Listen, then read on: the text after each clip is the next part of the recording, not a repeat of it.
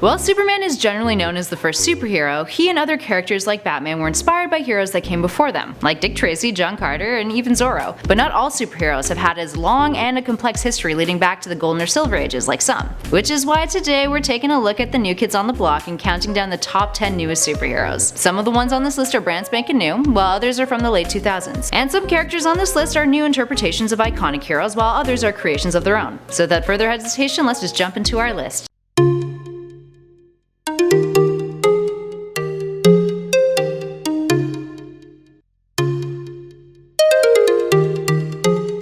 And at number 10 is King Chimera. A hero in the DC universe, King Chimera first appeared in April 2009 in the Justice Society of America Volume 3, issue number 24. He's a master illusionist with genius intellect who, as creator Matt Sturges has stated, wants to be the most effective hero he can be and will do anything to achieve that goal. He's a bit of a know-it-all, witty and impatient, with a bit of a superiority complex. But that attitude started to change as the character was developed over the JSA All-Star series, making him more empathetic towards his teammates rather than belittling, although he's still quite cocky. And at number 9 is Bob, Agent of Hydra. Bob is an anti-hero, a sometimes sidekick of Deadpool's, and first made his debut in 2007. He joined Hydra when his wife gave him crap for not being able to hold a steady job, but was disappointed when he found out that Hydra didn't offer a dental plan. To be fair, I would be pretty bummed out by that too. Bob ended up helping Deadpool when he attacked Hydra, and a 4-inch tall Deadpool kidnapped him, sort of, and ever since he's been Wade's minion, helping him on missions or even just being there to make sure that his decapitated head is reattached to his body without any interference. Which, I mean, that is useful to have around, I guess. The character also made a brief cameo in 2016's Deadpool film when Deadpool recognizes him as one of the evil Goonies he'll have to fight off before the film's big conclusion battle begins. And at number 8 is Kick-Ass. Kick-Ass is a teenager who becomes a superhero and ends up getting caught up with actual hardcore vigilantes, aka Hit Girl and her father Big Daddy. Created by Matthew Vaughn, most of you will probably be familiar with the 2010 and 2013 film adaptations of the comic. So being a huge comic fan, Kick-Ass is inspired by the heroes in his comics and starts secretly training himself to become one. But then he gets hit by a car. But eventually he rehabilitates and ends up saving a man from a beating, which gets recorded and thrown up on YouTube, and goes viral, which ends up getting him entangled with a local mob, and I mean, well,